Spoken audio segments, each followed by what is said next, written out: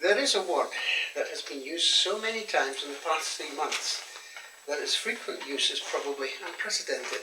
In fact, the word is unprecedented, meaning unparalleled or unequaled. It has probably been used almost every day to describe the corona pandemic that has overwhelmed almost the whole world. No one in the past few or the current generation has ever experienced such an all-consuming phenomena. However, from reading and listening to various accounts, it seems to me that this disease is responsible for problems beyond the physical damage that it can inflict in the minds and emotions of people who may not even have had it.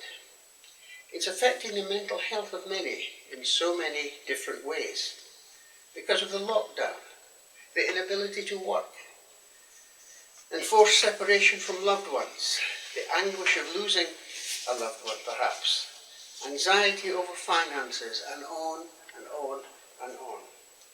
All those make for anxiety in the form of loneliness, or fear, or anger, or depression.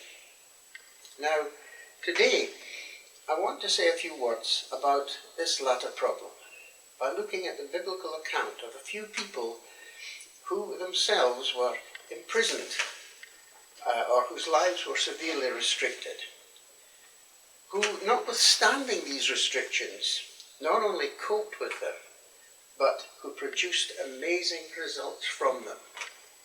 I want to say two simple things, facts. First of all, God was with them. And secondly, they, through their faith, stayed in a living relationship with God. Now, the first person that I want to draw your attention to is the wonderful character whom we call Joseph. His extraordinary story can be found in Genesis chapter 37. And then from chapters 39 to the end of that first book in the Bible, we read of the life of Joseph. And this account is in itself uplifting and so very, very encouraging. And it can profitably occupy some hours at this very strange time. But it's this time of severely changing and challenging circumstances that occurred when he was a young man that I want to focus on. As a youngster, Joseph was probably a bit, or maybe a little bit more than obnoxious. He was, you see, his father's favourite. He was the youngest son at that time, and his father had given him as a mark of favouritism this multicoloured coat, which he doubtless paraded around him to the chagrin of his brothers. And that was exacerbated by the incredible insensitivity that he showed in declaring dreams that he had, which it turned out to be prophetic dreams. But at the time, they didn't seem so very encouraging to his brothers. He said that they bowed down to him. And then subsequently, a second dream, his whole family bowed down to him. Now this so irritated and provoked them to intense jealousy and even hatred, so much so that when they were in a quiet place far away from home, they took him and they sold him into slavery. And he ultimately ended up in the home of an Egyptian soldier named Potiphar. In chapter 39 of Genesis, we read in the first 6 verses that the Lord was with Joseph, and he prospered. And again, the Lord was with him, and the Lord gave him success in everything that he did, to the extent that Potiphar, his master, was so impressed by him that he handed over the whole of the running of his home to Joseph. And the house of Potiphar was blessed because of Joseph, because of his conscientiousness, because of his diligence, and because of his great work. Now, in verse 6, we're told that Joseph was well built and handsome. And some of the subsequent verses, however, they tell us a sad and a sordid story that affected Joseph very, very badly. Potiphar's wife was a manipulative and an unscrupulous woman who set out to seduce Joseph. But because of his faith in God and his total loyalty to Potiphar, he utterly refused her advances. And after a period of time, she became so angry at his rejection that she eventually accused this godly and innocent man, Joseph, of molesting and attacking her, and Joseph subsequently was put in prison. Yet again, even in this totally undeserved and cruel situation, we read in Genesis chapter 39, and I'm going to read it to get it right. We read that the Lord was with Joseph.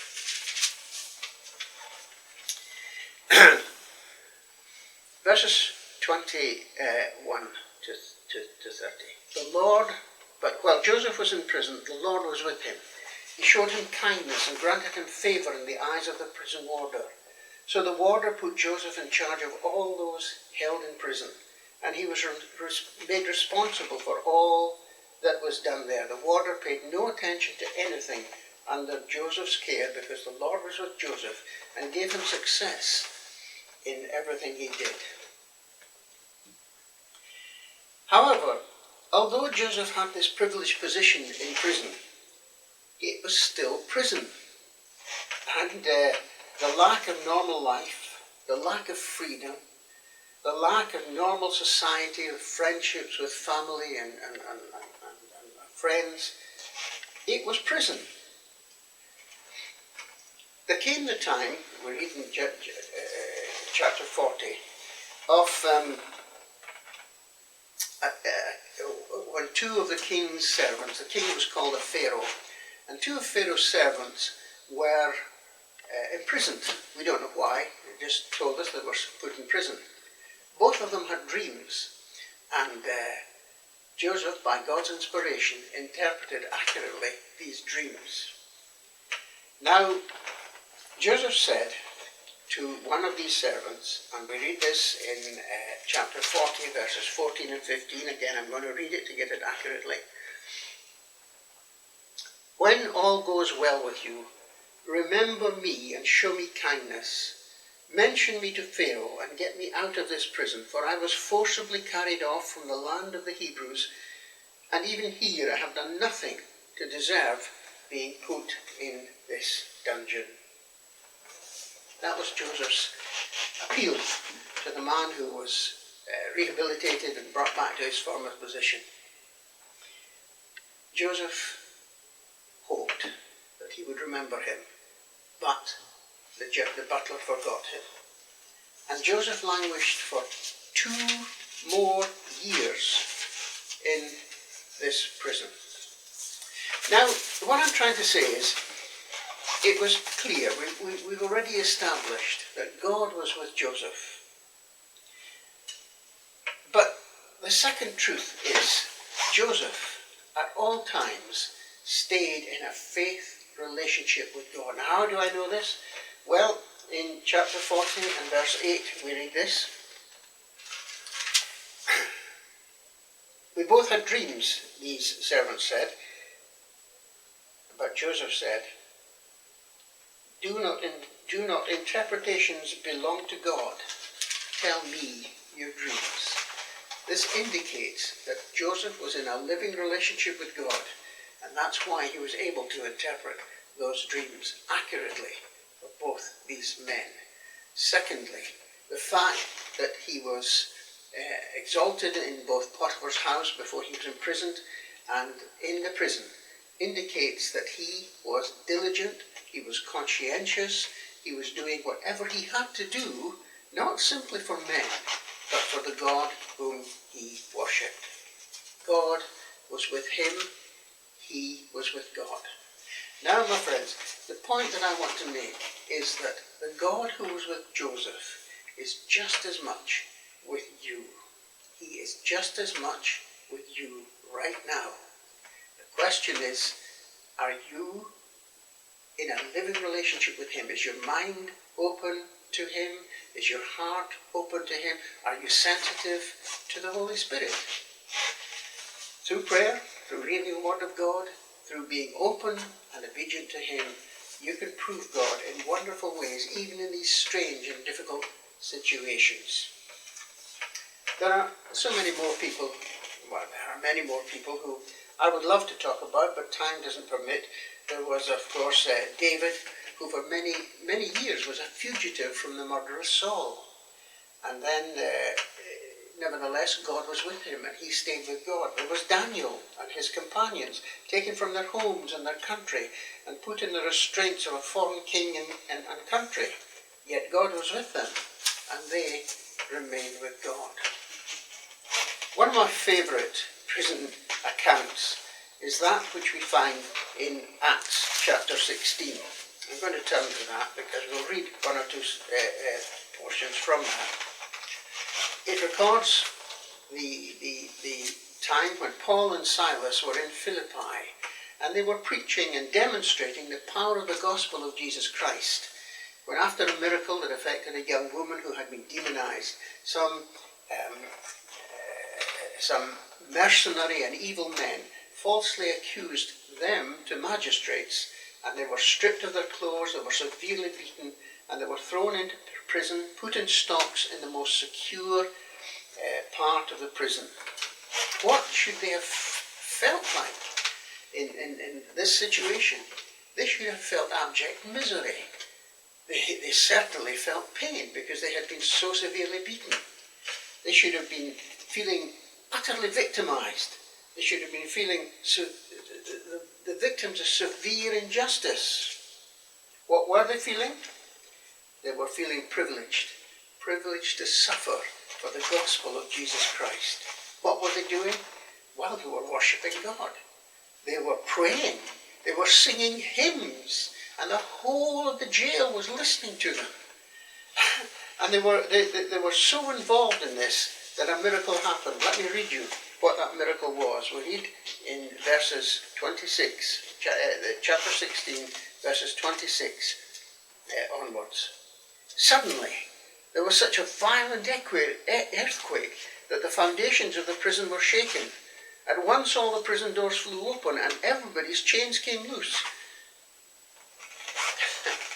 And they were set free. They were set free.